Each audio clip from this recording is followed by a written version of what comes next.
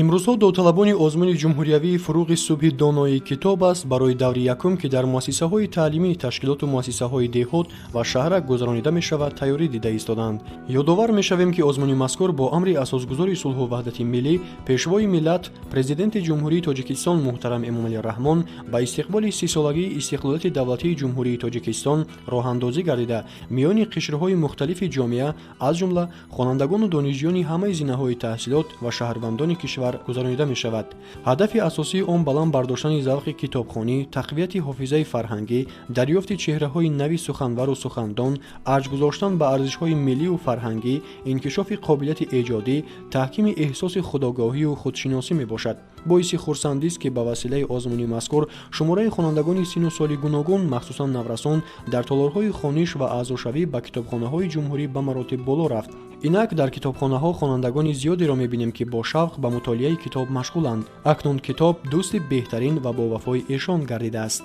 яке аз ин гуна китобҳои хонданбоби бачагона ва дӯстдоштанӣ романи нависандаи англис Ҷонатан Свифт Саёҳати Гулливер мебошад ки бо услуби хоси тахайюлӣ эҷод шуда хонандаи наврасро ба дунёи ҷолибу рангини қаҳрамонаш Гулливер раҳнамоӣ мекунад. Саёҳати Гулливер дар бораи сайру саёҳатҳои ҷавони ҳамноми Роман ки писари заминдор, ҷарроҳ дар киштӣ ва саёҳи баҳрнавард аст нақл мекунад.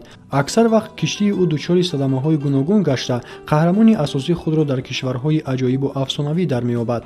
қаҳрамони Роман ки хеле ихтирокориро дӯст медорад, дар тӯли саёҳатҳояш ба ҷазираҳои гуногун дарк мекунад ки ихтирокориҳои барзиёд метавонад ба чӣ оварда расонад. ҳарчанде ки роман соли 1726 навишта шуда бошад ҳам имрӯз низ арзиши бебаҳои тарбиявию ахлоқӣ дошта, дар замири хонанда ҳурмату эҳтиром, хештаншиносӣ, ҷасурӣ, накӯкорӣ, хиратмандӣ, адолатхоҳӣ, дӯстдоштани ҳақиқат ва нафрат ба фиребу риёкорӣ ва бадиро тарбия менамояд.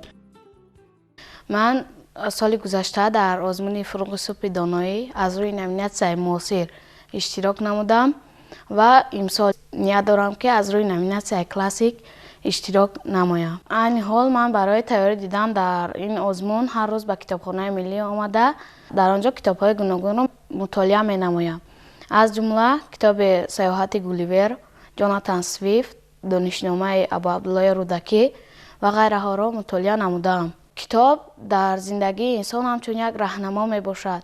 вақте ки ман худам шахсан аввалин бор китобро дар даст гирифтам, дар дили ман як равшание пайдо шуд оиди китоб хондану мутолиа намудан ва мехоҳам ҳиссиёти худамро аз забони шоир баён намоям. ҳама асрори даҳру ганҷи олам дар китоб аст. калиди ҷумлаи макру ҳиял ҳам дар китоб аст.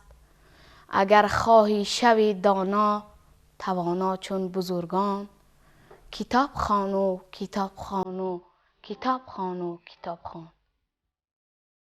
воқеан ҳам китоб дӯст, тарбиятгар ва кушояндаи роҳи зиндагӣ буда манбаи афкори солим ба шумор меравад. аз ин лиҳоз имконияти наврасону ҷавонон ҷиҳати омӯхтани илмҳои муосири дунявӣ хеле фаровон буда, барои ин аз ҷониби онҳо кӯшишу ғайрат мебояд то ба сатҳи баландтари донишу маърифат расида, фардо дар зиндагиву кору фаъолияташон боиси ифтихори давлату миллати соҳибтамаддуни хеш бошанд.